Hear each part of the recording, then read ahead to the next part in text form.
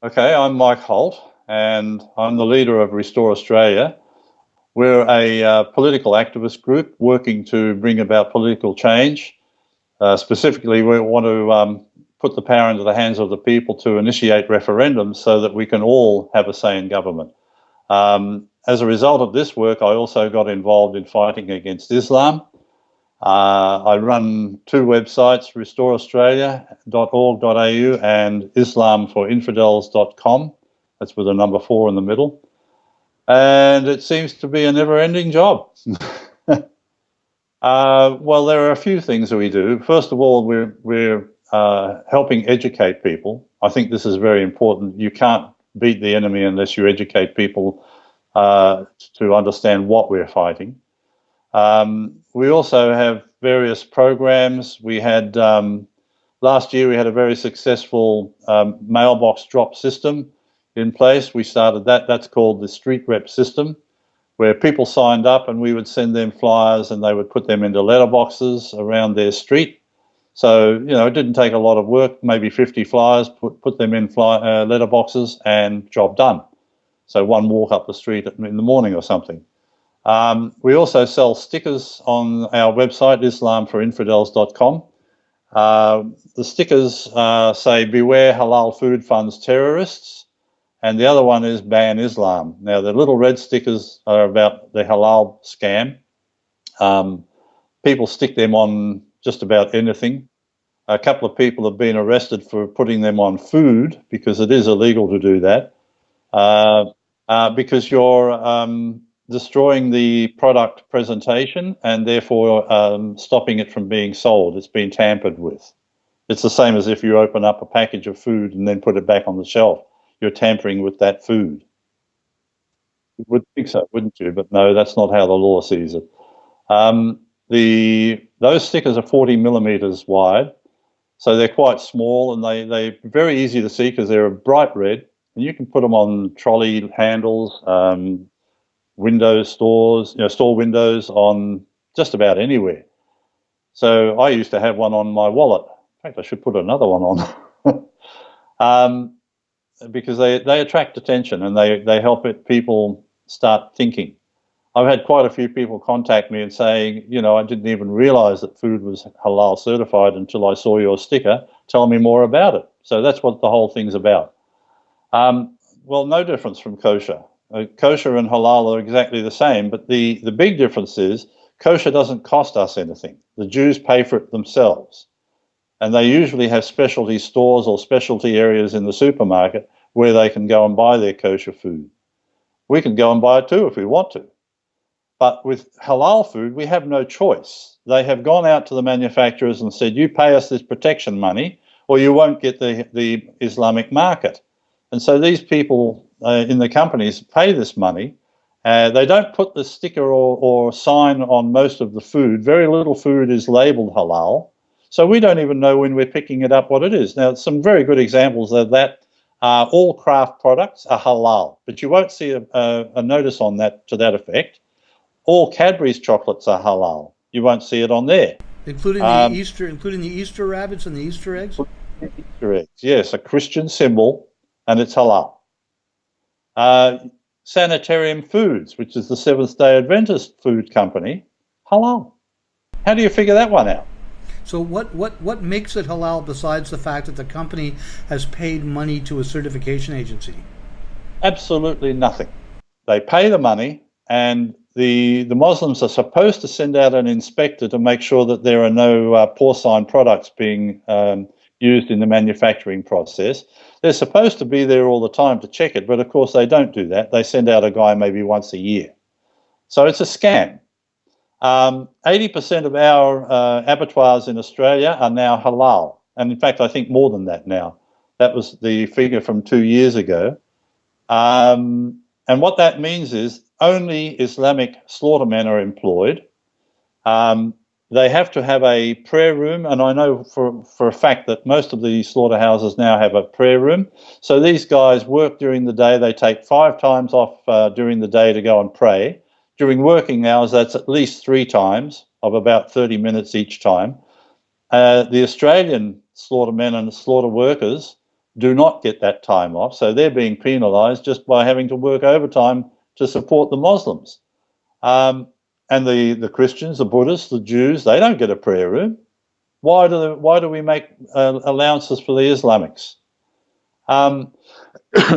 Excuse me. The other problem with halal is most of us are either Christians or atheists or Buddhists. In fact, the second largest group of religious group in Australia is Buddhists. But we are not told and we are not given a choice on whether we can buy halal food or not. Now, the other problem with Islam and these sort of things is that the income from halal goes to fund Islamic projects. So, for instance, a lot of the money goes to build mosques, Islamic schools, and some of the money gets overseas through their charitable organisations, which we have proved are mostly associated with terrorist groups. So we are, in effect, funding our own demise. Well, this is the problem. You know, we used to have very strong protect animal cruelty laws, you know, against animal cruelty, and all of our abattoirs used to stun first. And there are two types of stunning. There's the captive bolt, and there's the other one that the Muslims use. Now, the Muslims put the bolt to the head, but it's got a round head, like a ball peen hammer. So it only just gives the poor old animal a headache. It doesn't actually stun them. And within 20 seconds, the animal is wide awake again. So by the time the neck is slit, the animal is awake and experiencing the fear and the pain. And this has only come about because the Islamists are saying, well, we must have the animal awake. So why do we have these laws if they're not being observed? Why do we have Islamic slaughter in our slaughterhouses at all? There's no real reason for it. It's a scam. Now, I'll tell you how much of a scam it is. Purina manufactures cat food and dog food. It's halal certified. Since when have our bloody cats and dogs been religious? Pork. They now have halal certified pork. What's the point? It's ridiculous. But you were asking about the other groups in Australia.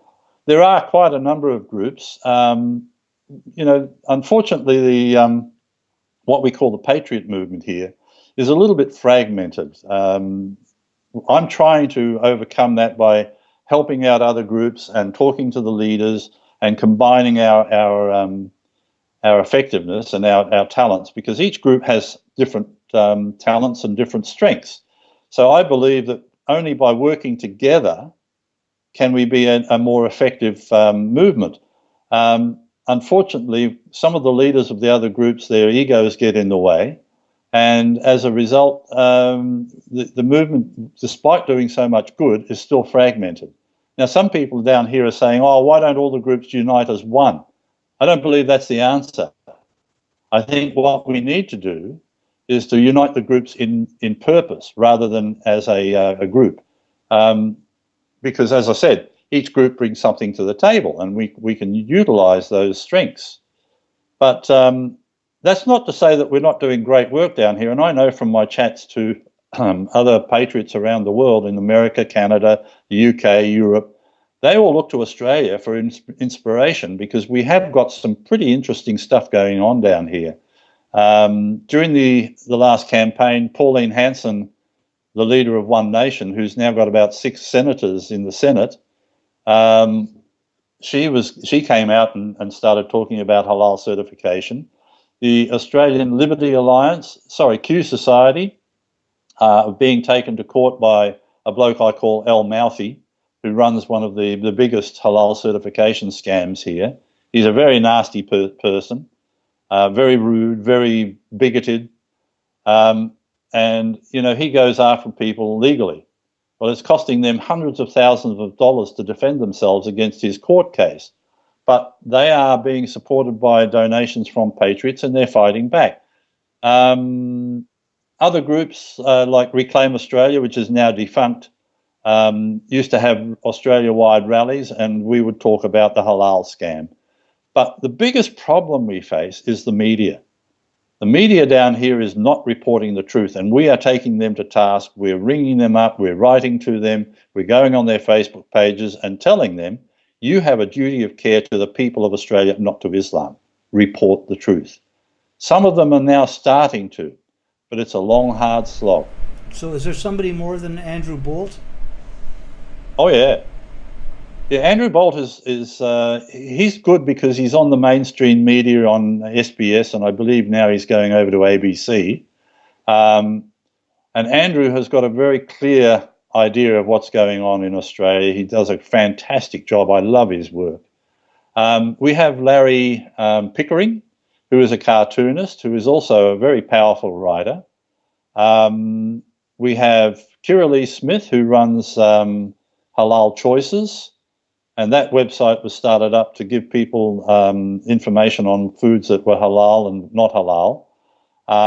She's now joined forces with Q Society, so she's got their money and backing behind her.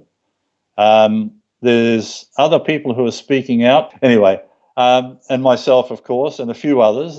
You know, there's quite a lot of us, and we're all working either behind the scenes or out front to fight against the Islamic menace. And if you go onto my Facebook page, Restore Australia, or you go onto my websites, you'll see plenty of articles on there and information that you can use overseas to do the fight as well. Yeah, we have a very socialist education system. Even my brother and sister, my brother-in-law and my sister, are a very left-wing socialist couple. I hardly have anything to do with them as a result. The education system in general has been dumbed down. It's not teaching our kids very well. I have 2 school-age kids, and I'm disgusted with what they're doing. But my kids, of course, learn a lot here at home, and they understand what's going on. And when they speak out in class, they're actually listened to. But a lot of kids are not. You know, other patriots kids are speaking out, and they're getting into trouble for it. We also have this thing called Safe Schools Initiative, which is ostensibly to stop bullying, but in fact, it's the LGBT attempt to impose alternative sex education on our kids as young as 6 and 7 years old, teaching them that it's okay to be an opposite. You know, like if you're a boy, it's okay to think you're a girl. It's okay to get dressed up in a dress. It's okay to have sex with somebody unnaturally. So we're fighting against that too. It's come in, the Safe Schools Initiative has been brought in New South Wales and Victoria. Patriots are fighting back, and they're trying to get it out of the system. But the socialists have a very strong grip on our education system. They've been working at this for years, ever since the 70s. So we were also, in Restore Australia, we were exposing the socialists, we're exposing the Nazis, who are basically just national socialists. A lot of people used to think the Nazis in Australia were right-wingers. They're not. They're left-wingers. And the United Patriot Front, which was ostensibly a patriot group, was led by a Nazi. And everybody thought he was wonderful because he was quite I suppose you could say, a charismatic speaker. I didn't like him because I think he modelled his speaking tone on Hitler's speeches. But as soon as I realised what he was up to and that he was a Nazi, I exposed him on Restore Australia. And they went from about 35,000 followers almost overnight down to about 200 or 300. As soon as people realised what they were following, they went, oh, no, we don't want that. Most Australians are middle of the road. We don't want too far left. We don't want too far right. We just want to live our lives without all this PC bullshit and all the religious bullshit. Most Australians these days, I think, don't even practice religion, even though they may say they're Christians, but most people don't go to church these days. I notice that there's the American atheist seems to be a very different sort of a person, quite angry in their beliefs, and I don't particularly like what I see with American atheists. But the ones down here are quite benign, very different. Yeah, I think that a lot of American atheism, at least the loud ones, tend to be just another vector for cultural Marxism. Possibly, yeah. So a different type of cultural Marxism. Yeah, just like Black Lives Matter, or J Street, or Yeah. LBGT groups. None of those groups really represent the people they claim to, including the atheists. They're really just vectors for attack against our classical civilization in order to bring it down by dividing it into these different groups and then focusing those groups against the whole. And that's what's happening in the States and Canada and certainly Europe and probably there. Because everything you're saying is familiar. It's all happening everywhere. The thing is, in Australia, I noticed that you guys have been way better about rooting out the halal scams and exposing them, and that's great, and we all have to do it. I know that you've got, as you say, a couple of people elected to office who are with the program and they know what's going on. They speak plainly, and it's wonderful. Yep, Corey Bernardi is another one. He's great. George Christensen. They're both politicians as well, and thankfully they've been re-elected. So yes, we are making progress, but it's very hard. I mean, we have a group here called Safe Communities, which is spread all over Australia, and they're run by a couple of people I know quite well, actually, good people. And they've been working on local government and state governments to try and get the state planning laws changed, because that's where the problem is. We can't stop the mosques because when they apply to get built, they stick to the state planning laws. And therefore, we can't object to them. We can't stop the darn things. And I know a lot of people are getting very frustrated and upset. And so the Safe Communities has been working behind the scenes to talking to the state politicians and to local government, or local councils, I should say. They're not a part of government. But they're not making much progress because it's very hard to change the law. And this worries me because Restore Australia believes that the law, we must stick to the law if we're going to beat Islam. We have good laws and we can always bring in more to stop Islam. Even our constitution makes it illegal for a Muslim to go into parliament, because especially if they swear on a Quran. But we now have at least 2 or 3 politicians in parliament who swore on their Quran. That is illegal. It is, in fact, it's against the constitution. What is the law? What is the law about that?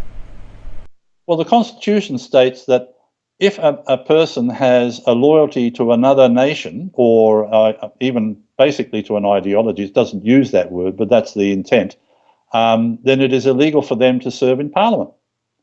It's Section 44 of our Constitution.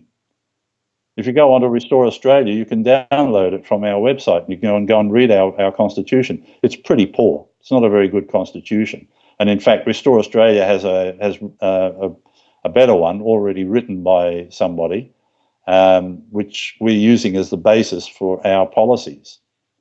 On the Restore Australia website, you can go to policies and read what we put up there so far. I'm still writing them, so it's a long job. But what you see there is basically a blueprint for a complete social and political change to Australia. We need to change the way we're governed. We need to change the way people think. So I've taken on a huge job. I wish I hadn't done it. I could have just stayed stupid and enjoyed my retirement. But here I am fighting this battle. I'm almost 70 years old. I should be retired, but I just can't. I've got 2 young daughters. I don't want to leave an Australia to them a different Australia for them that I grew up in. I love Australia and I love the lifestyle here. But these socialists are changing it, and the Muslims are part of that socialist agenda. Absolutely right. In fact, the idea of writing a good constitution and operating off of that is brilliant, because the Muslims are essentially doing exactly that. They're just implementing Sharia law in every way and everywhere they can, and they're ignoring law and enforcing their own law where they can with thugs. And the fight. Have you heard of Hizb ut-Tahrir? What? Have you heard of Hizb ut-Tahrir? Oh yes, I've posted videos from those guys in Australia that were very, very nasty. Yeah. Well, they have actually published an Islamic constitution for Australia. It's on our website. You can download it from there and have a look. Very scary stuff. Actually, and why is that not considered treason? We don't know. The government is not enforcing the treason laws. I don't even know if we have any treason laws, because the socialist governments in the 70s and 80s repealed them, I think. We may have some, but not all of them on the books as we had before. We used to have very strong laws against treason. I don't think that exists anymore, and we certainly don't have the death penalty for treason. And that's the only thing I think. You know, one of the big problems with Islam is that they have snuck in through the back door in so many areas. Our banking system, our insurance system, our farms have been undermined with the halal certification. Schools have been established. Mosques are being built. Banking has been, you know, banks here, major banks are now offering Sharia loans to Muslims, which is, you know, totally unfair for Australians. Why can't we have interest-free loans? Of course, nothing comes for free, and an interest-free loan simply means that the bank takes an interest in the project until it's all paid off, and then they hand over the ownership papers. So it doesn't make any difference. It's just a, you know, but the fact is that they're all doing this. They're all being compliant to Sharia law. This has got to stop. And the only way we can do this is to fight back legally and through our constitution. But the government is not enforcing our constitution. That's the problem. When we have serving Muslims in our parliaments, you know, state and federal, we have a problem. It's like everywhere else, I think. It's quite stunning how quickly everything's coming apart. So what, is there anything else in particular you would like the rest of the Counter-Jihad movement to know about you and about what you're doing? Well, as I said, please come and join our Facebook page. Just search for Restore Australia. And it's very easy to find because on our banner we've got CIR, which is Citizens Initiated Referendums. We post a lot of very good stuff up there. And not just serious stuff, you know, I like to post up the odd joke or two and other stuff as well, you know, things that interest people. Go to our website. It's restoreaustralia.org.au. I'll send you the link. And islamforinfidels.com with a number 4 in the middle. Islam number 4 for islaminfidels.com. And support us as we will support you.